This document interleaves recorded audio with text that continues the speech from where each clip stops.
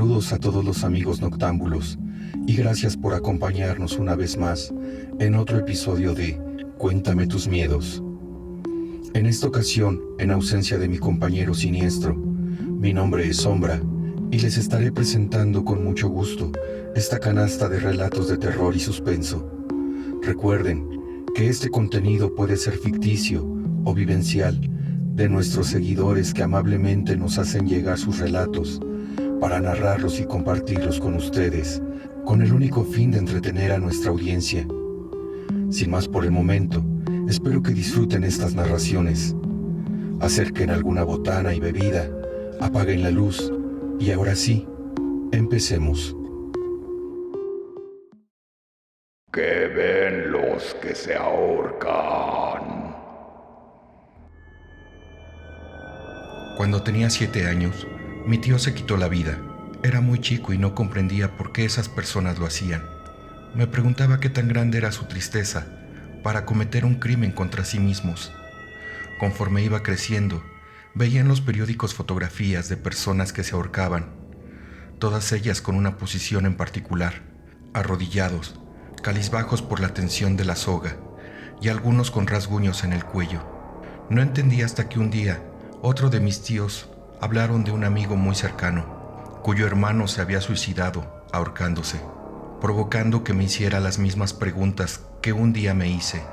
Sentía una profunda tristeza por perder a su carnal, como él le decía, que una tarde después de no encontrar respuestas, decidió buscarlas. ¿Cómo? Haría exactamente lo que su hermano hizo. Comenzó afilando su machete, le sacó todo el filo que pudo y le dijo a su esposa: ahorita voy a saber por qué se ahorcó. Cuando veas que me estoy muriendo y que ya no puedo más, agarras el machete y cortas la soga. Su esposa no daba crédito a lo que oía, lo tachó de loco, pues no pensó que realmente lo haría, y salió de la habitación. Esa noche tomó la soga de su hamaca, la ató a su cuello y se ahorcó. Su esposa milagrosamente entró al cuarto, justamente cuando él estaba por morirse. Sin pensarlo, fue por el machete e hizo lo que horas antes él le pidió. En cuanto lo hizo, salió a pedir ayuda. Tiempo después, tomó valor para contarle a mi tío lo que vio, con un terror que le invadía la mirada. Él dice que segundos después de atarte la soga al cuello y proseguir, empiezas a sofocarte y te arrepientes de hacerlo.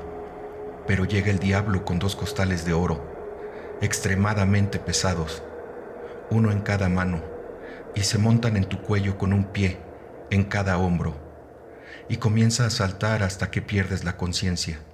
Su esposa, por su parte, relató que al cortar la soga, salió corriendo porque sintió que algo la perseguía, como un perro rabioso. Él, desde entonces, piensa que la gente puede tomar la iniciativa de arrebatarse la vida, tener el valor de enrollarse la soga al cuello, pero cuando sienten que el aire ya no es suficiente, es cuando posiblemente se arrepienten. En el desespero, se rasguñan el cuello con el único fin de quitarse lo que lo obstruye, y tal vez puedan desistir de la decisión. Pero llega el diablo y termina con lo que empezaste. También dice que como ya vio lo que pasa, el maligno no tardará y vendrá por él. La niña eterna. Algunos decían que era descendiente de vampiros, otros que tenía pacto con el demonio, otros más decían que la muerte era su protectora. Lo cierto era que Midori era una niña sin fin.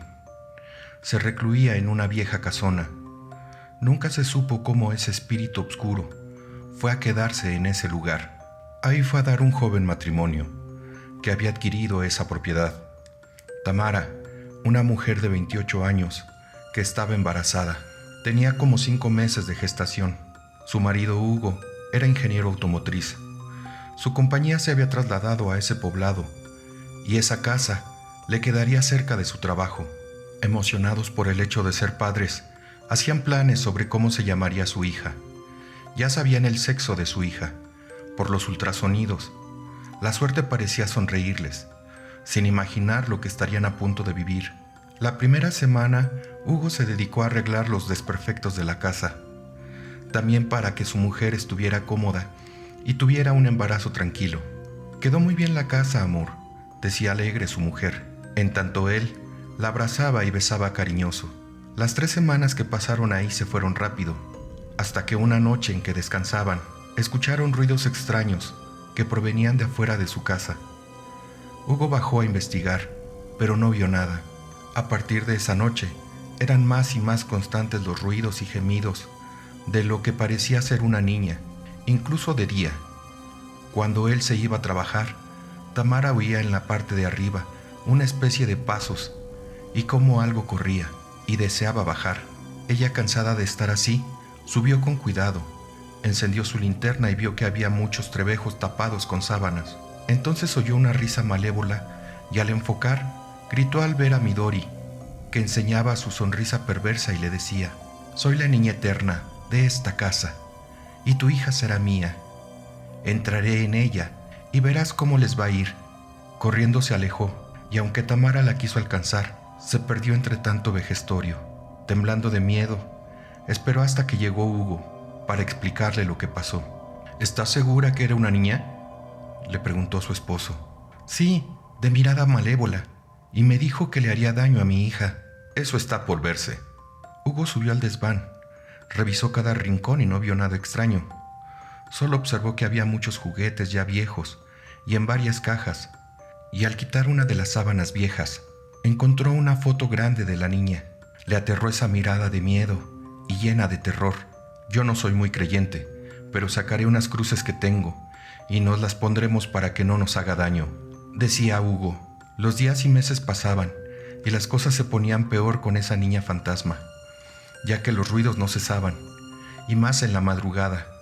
Cansado de ello, decidió enfrentarla, pero Midori gozaba de hacerlo sufrir. Una tarde en que Tamara miraba la tele, oyó correr en la sala a Midori, cuando de pronto un dolor intenso la hizo caer. Sentía cómo la bebé se movía. Al estar tirada en el suelo, observó espantada a esa niña del mal, que la observaba y decía: «Pronto tu hija nacerá, y yo estaré dentro de su cuerpo, y haré mi voluntad, y mi dios Lucifer reinará en esta casa mucho tiempo». Al quedarse sola, con trabajo se levantó y llamó a su esposo, el cual más tarde llegó a su casa para estar cerca de su mujer. «Vámonos de aquí», gritó Tamara. «Entiendo tu miedo, amor, pero esa niña del mal no se saldrá con la suya». Ya más noche, empezaron a escucharse ruidos en todos lados, y Midori gozaba haciendo eso, y disfrutaba mantener aterrado al joven matrimonio. Hugo se acordó de un poder energético que había leído en un libro para combatir entes malignos, y sacó agua bendita, marcando con una cruz y un triángulo cada rincón de la casa. En respuesta, Midori gritaba horrible, y se le apareció a Hugo y a su mujer. Su ser maldito se introdujo en ella y empezó a querer matar al bebé. Desesperado, Hugo sacó una cruz antigua que en sus tantos viajes le había dado una mujer que sabía de artes obscuras y cómo combatirlas. Esa cruz la colocó en la frente de su mujer. Midori gritó y se salió del cuerpo de Tamara. «Lárgate de aquí, ser malvado. Ni tú ni nadie nos hará daño, ya que Dios nos cuida y jamás podrás hacernos daño». «Volveré, y cuando tu hija crezca más, entraré en ella. Recuerda que soy la niña eterna». Al irse, Tamara entró en trabajo de parto. Hugo se preocupó ya que tenía 8 meses de embarazo. Rápido la llevó al hospital para que la atendieran en urgencias. Después de tanto miedo y susto, nació su pequeña hija. En apariencia todo estaba bien con ella. La tenían en una incubadora para que estuviera más recuperada. Así pasó un mes. En su casa parecía que las cosas estaban bien, pero no lejos de ahí, esa niña eterna y malévola observaba y sonreía. Se aprestaba para actuar en la fecha marcada, pero Hugo y su mujer lucharían por defender su casa y a su hija de la maldad de Midori, para vencer al mal por siempre.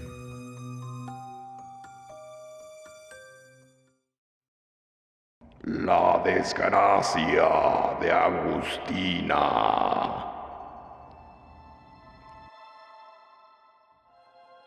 En la época colonial, vivía en un pueblo del estado de Hidalgo una hermosa joven de 25 años llamada Agustina, una mujer extremadamente bella, de cabello largo y ondulado, piel clara y unos hechizantes ojos verdes, delgada y de gran porte, la mujer más hermosa del pueblo, cualidades que le hicieron tener muchos pretendientes, pero ella los rechazaba, a pesar de que la colmaban de grandes regalos. No tenía intenciones de casarse con nadie. Era una mujer buena, caritativa y que ayudaba a las personas más pobres de la región. Sin embargo, ella practicaba la brujería, pero no magia negra. Ella hacía pociones, con hierbas medicinales y remedios para la gente pobre que no podía pagar las medicinas. Atendía a la gente en su casita del bosque. Con lo poco que ganaba por sus servicios, ayudaba a los desposeídos.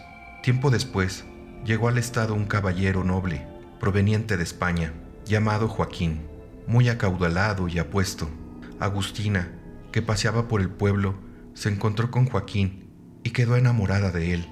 Joaquín la pretendía, y ella estaba enamorada de él. Creía que era el hombre perfecto y que por fin se casaría. Pasaron por lo menos 2 años, y Agustina estaba desesperada por saber cuándo se casarían, pero Joaquín de alguna manera ya no estaba tan entusiasmado con ella. Joaquín le dijo a Agustina que se tenía que ausentar para atender unos negocios. Ella lo esperó por lo menos 25 días y no volvió a saber nada de él. Agustina lo buscó desesperada por el pueblo, pero no lo encontró. Una mujer que la conocía le dijo que Joaquín se estaba casando con otra mujer en una iglesia de un pueblo cercano, pero pensaba que tal vez no era su amado. Pero cuando llegó a la iglesia, en efecto, Joaquín salía de la mano con una hermosa mujer noble llamada Sara, quien en realidad era prometida de él. Agustina le recriminó a Joaquín: «¿Quién es ella? Yo soy tu mujer. Yo tendría que ser ella. Yo me iba a casar contigo». Joaquín la jaló del brazo y la sacó del lugar. Ya afuera le dijo: «¿Pensaste que en realidad me casaría contigo? Mírate, no eres más que una infeliz pueblerina, una india. Nuestras razas no deben mezclarse. Sería una deshonra para mí y mi familia. Sara es la mujer que amo, una noble como yo. No le llegas ni a los talones. Solo me divertí contigo. Ahora vete y no me vuelvas a buscar». Agustina se fue llorando desconsolada, pero no sin antes amenazar a Joaquín. «Te vas a arrepentir, Joaquín». Pero Joaquín solo regresó a seguir con la boda y casarse con Sara. Agustina se hundió en una profunda tristeza. Ya no salía de su casa, ni atendía a la gente. Por su parte, Joaquín estaba feliz con Sara. Compraron una enorme hacienda, con sembradíos y ganado. Pasaron unos meses y Sara quedó embarazada y dio a luz a un hermoso niño al que pusieron por nombre Sebastián, el cual se convirtió en la alegría de sus padres. Cada gesto, cada sonrisa era motivo de celebración para sus amorosos padres, pero toda esa felicidad estaba por convertirse en profunda tristeza. Agustina preparaba su venganza en contra de aquel hombre, y por primera vez, ahora conjuró a Satanás para ayudarla a destruirlo. El demonio le otorgó su poder para consumar su venganza. Todo el amor que sentía por él ahora era un profundo odio y desprecio. En la hacienda de Joaquín se celebraba el 8º cumpleaños de Sebastián. Su padre le regaló un hermoso corcel y le enseñó a montar en él, pero Agustina se introdujo en la hacienda y se escondió entre los arbustos. Esperó hasta que tuvo al caballo y al niño a su alcance. Se transformó en una loba y asustó al caballo, saltando enfrente del animal y haciéndolo correr. El niño resbaló y una de sus piernas quedó atorada entre las riendas. El animal lo arrastró varios metros hasta unos espinosos rosales. Sus asustados padres trataron de detenerlo y lo consiguieron, pero ya era tarde. El niño quedó destrozado en medio de los rosales. Su cuerpo fracturado y su carita, antes hermosa, era solo una pulpa sanguinolenta. Joaquín y Sara quedaron desconsolados. Enterraron y velaron al pequeño, pero las tragedias continuaron en la familia. Al poco tiempo, Sara volvió a quedar embarazada y dio a luz a unos gemelitos, Santiago y Emiliano. Pero uno de ellos, Emiliano, murió al año, víctima de la tuberculosis. El otro niño, Santiago, llegó hasta los 5 años, pero también murió. Agustina esta vez se transformó en una venenosa víbora. Acechó al niño que jugaba en el jardín y lo mordió. El pequeño murió víctima del veneno. Nuevamente otras muertes, En pocos años, Sara volvió a dar a luz, esta vez a una niña llamada Sara como ella. Sarita llegó hasta los 10 años, y Joaquín y Sara pensaron que sus sufrimientos habían terminado, pero no era así. Mientras jugaba en la parte de arriba de la casa de la hacienda, entró un ave negra parecida a un sopilote por una ventana, y asustó a la niña. Esta resbaló y cayó de las escaleras, golpeándose la cabeza, pero todavía no terminaban las desgracias para Joaquín. Una peste acabó con su ganado, y los pastos y árboles de sus tierras se secaron. Sus peones renunciaron, y perdió toda su fortuna. Cuando Sara y Joaquín sobrepasaban los 50 años, volvieron a convertirse en padres, pero Sara no soportó el parto de la niña. La pequeña murió a las pocas horas de nacer, y Sara murió desangrada. Joaquín estaba arruinado, y se convirtió en un pordiosero. Una tarde, Agustina, que también era una mujer de unos 50 años, paseaba por el pueblo, pero seguía siendo una mujer bellísima, como si los años no pasaran por ella. Ya no era una humilde pueblerina, sino una dama de alta sociedad. Se casó varias veces, pero por alguna extraña razón, sus esposos morían y ella heredaba sus fortunas, convirtiéndose en la mujer más poderosa de la región. Al encontrarse con Joaquín le dijo: ¿Te acuerdas de mí, Joaquín? Soy Agustina, la infeliz pueblerina que despreciaste. Ahora soy una dama de alta sociedad. Tú no eres más que una piltrafa, un despojo. Te dije que me vengaría por haberme despreciado. ¿De qué hablas?, le respondió Joaquín. De que yo causé la desgracia tuya y de tu familia. Con la ayuda de mi señor Satanás, yo maté a tus hijos. A Sebastián convertida en loba, yo introduje la tuberculosis. Yo era esa víbora y el sopilote. Yo maté a tu esposa y a tu hija recién nacida. Yo maté a tu ganado con la peste y desaté la sequía en tus tierras. Yo causé tu ruina y ni sabes cuánto disfruto tu desgracia. Adiós, miserable. Joaquín corrió a denunciar a Agustina con el Santo Oficio por todo lo que había hecho. Las autoridades fueron a la casa de la bruja para enjuiciarla y quemarla en la hoguera, pero ya era tarde. Agustina ya se había esfumado sin dejar rastro. Joaquín, al no soportar tanta tragedia, se suicidó con un disparo en la boca. De Agustina no se volvió a saber nada.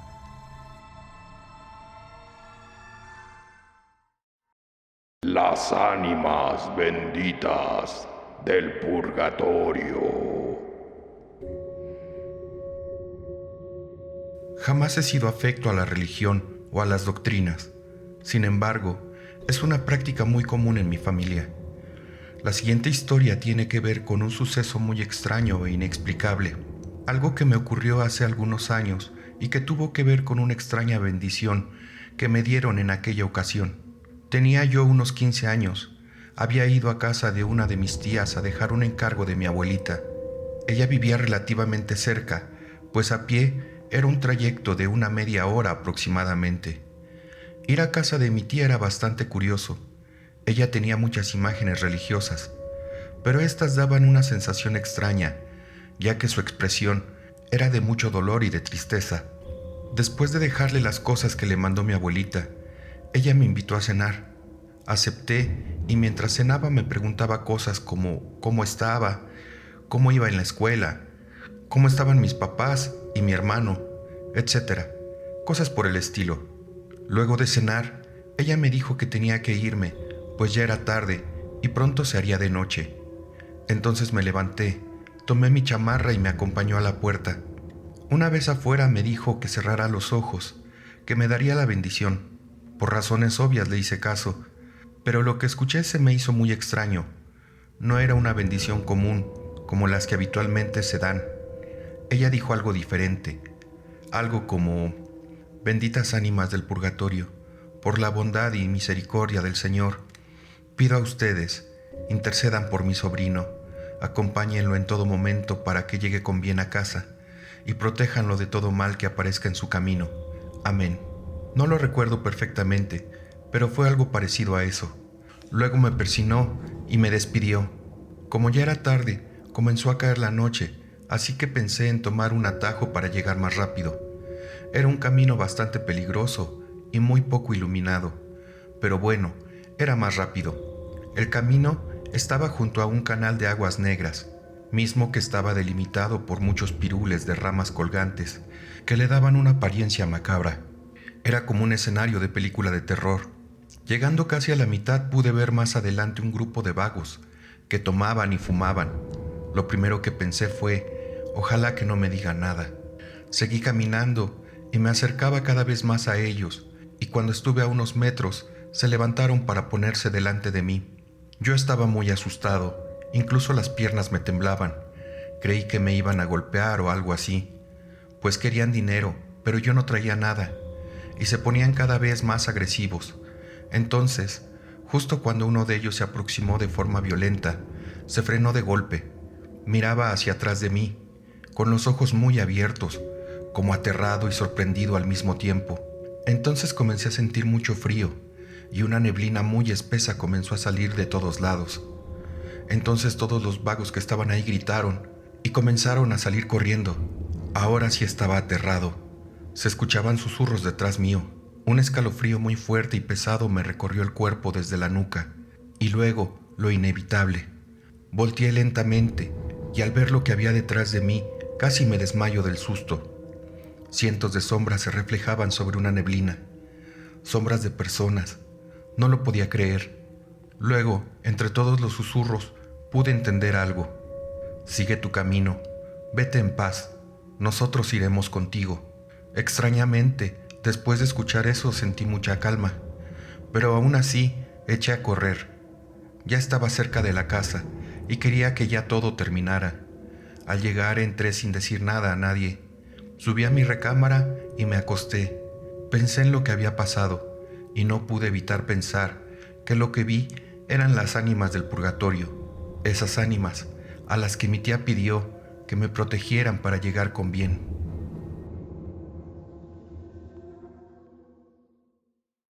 El camionero. Cuenta un camionero que se llama Julio, que hace muchos años, cuando él era joven, manejaba un camión de carga con el que se transportaba material para la construcción y que por lo tanto seguido andaba por el río. Por esos lugares toda la gente contaba anécdotas de brujas, duendes y aparecidos, y a él le parecían increíbles. Pensaba que eso lo inventaban sus compañeros para infundirle miedo y ganarle los viajes. Él se echaba 2 o 3 vueltas en el camión hasta el río, pero ya en la última vuelta regresaba solo, porque todos los demás tenían terror de ir tan tarde. Pero como él no creía en esas historias, no tenía miedo. Nos contó que en una ocasión ya pardeaba la tarde, cuando fue a echarse su último viaje del día. Sintió que alguien lo observaba y pensó que eran sus compañeros que lo querían asustar. No hizo caso y siguió con su trabajo. Cuando salía del río con el camión cargado, los paleros iban arriba. Cansados, se echaron sobre la arena y se quedaron dormidos. En eso, de reojo vio que a su lado iba una chiva sentada como persona. Se le erizó la piel y pensó, es mi imaginación. Volvió a ver, y sí, efectivamente iba una chiva sentada a su lado, como si fuera una persona. Pero él tenía que poner mucho cuidado a la carretera, porque más adelante había un desfiladero. De repente, se le apagó la luz del camión. Entonces la chiva le habló y le dijo, dale a la derecha, no seas idiota. Don Julio no le hizo caso, porque él ya conocía ese tramo peligroso de la carretera. Hizo todo lo contrario, le dio para la izquierda, y así pudo salvarse de caer al desfiladero. Cuando ya había pasado el tramo peligroso, volvió a encenderse la luz del camión, y el señor volteó a ver a su lado, y ya no estaba la chiva. Tembloroso del miedo, le contó a sus compañeros lo que le había pasado, y ellos le confirmaron que efectivamente, un camionero que milagrosamente salvó la vida, al caer del desfiladero, les contó que una chiva se le subió al camión y que le dijo que le diera para la derecha, y se fue al barranco. Pero antes de caerse el camión, el señor abrió la puerta y se aventó. Por eso se salvó. Cuenta don Julio que jamás volvió a ir solo por ese lugar, y menos de noche, ya que él se había aprendido la lección. La sombra en la oficina. Mi nombre es Leticia Lozano, tengo 22 años de edad y vivo en Puebla. Mi papá me contaba historias de fantasmas que se aparecían, y yo la verdad, pues no le creía, porque pensaba que solo estaba tratando de espantarme, y además ya había estado sola en la casa muchas veces y no me había pasado nada. Fue entonces que un sábado tuve que ir a la oficina, puesto que tenía que dar una sesión de capacitación a una muchacha. Desafortunadamente, ella no pudo llegar, ya que estaba enferma. Ese mismo día, yo tenía un compromiso y decidí esperar a que mi novio pasara por mí como habíamos quedado, en lugar de volver a mi casa. Me dispuse a ver un rato la televisión en el salón de audiovisuales, donde precisamente yo iba a dar la sesión. Puse una película de acción para no aburrirme, mientras esperaba a que mi novio me recogiera. Dejé la puerta del salón abierta para poder escuchar el timbre de la puerta sin problemas. Había pasado como hora y media cuando claramente escuché cómo alguien bajaba corriendo las escaleras. Vi una sombra pasar por frente del salón y por si fuera poco, escuché cómo azotaban la puerta. Al principio me espanté, ya que aparte del vigilante que estaba afuera en una caseta, yo estaba completamente sola en todo el edificio de la empresa. Pero luego pensé que alguno de los jóvenes del archivo se había quedado a trabajar un rato y que se había ido de una manera más que escandalosa. Me tranquilicé al pensar que el vigilante estaba armado, afuera, y que obviamente lo habría visto. Con la curiosidad innata que todas las mujeres tenemos, puse una pausa a la película y empecé a recorrer todos los pisos y oficinas de la empresa, y me di cuenta de que ya no había nadie. Ahora sí estaba totalmente sola. Regresé a mi película y de pronto volví a ver pasar una sombra veloz que iba de las escaleras hacia la puerta. No había ninguna duda, y no estaba soñando, ya que muy claramente vi como si alguien pasara corriendo. No lo pensé más, recogí mis cosas y salí corriendo de ahí. El vigilante me vio muy asustada, y después de tratar de tranquilizarme, me dijo que nadie había salido por esa puerta desde que entré y me había quedado sola. Eso me asustó más. El vigilante rió y me dijo: «Ay, muchachita, no me digas que ahora a ti te espantaron». En eso llegó mi novio, y se asombró al verme tan pálida como la cera. Le conté lo sucedido y no lo creyó. El vigilante le aseguró que algo muy raro sucedía en las instalaciones de la empresa.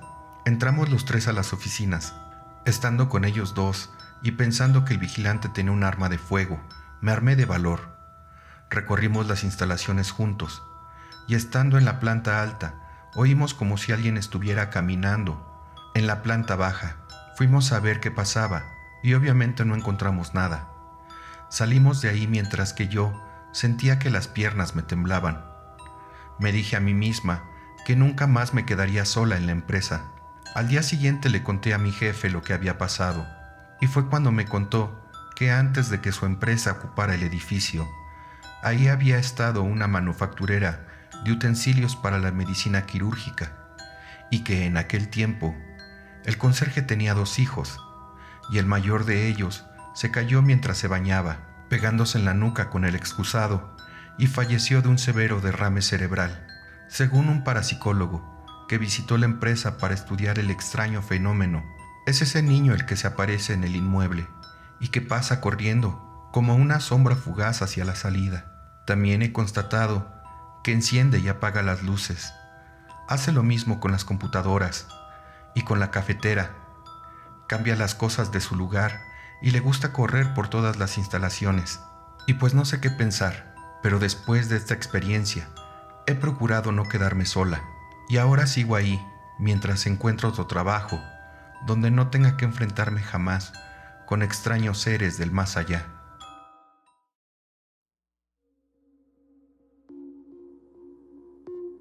Hasta aquí las narraciones del día de hoy, esperando que hayan sido de su agrado. Recuerden que todos los martes a las 9 p.m., tiempo de México, tenemos una cita para más relatos y narraciones. Recuerden también que agradecemos mucho su apoyo para seguir creciendo con esta comunidad. Por ello les pedimos que si no se han suscrito, no olviden hacerlo y activar la campanita para que les avise cada vez que subamos algún video. No olviden dejar su like si les gustó este video y dejar sus comentarios, ya que leerlos nos motiva para seguir haciendo estos videos. Sin más por el momento, a nombre de mi compañero siniestro, mi nombre es Sombra y les mandamos un saludo, deseándoles una excelente y perturbadora noche. Hasta la próxima.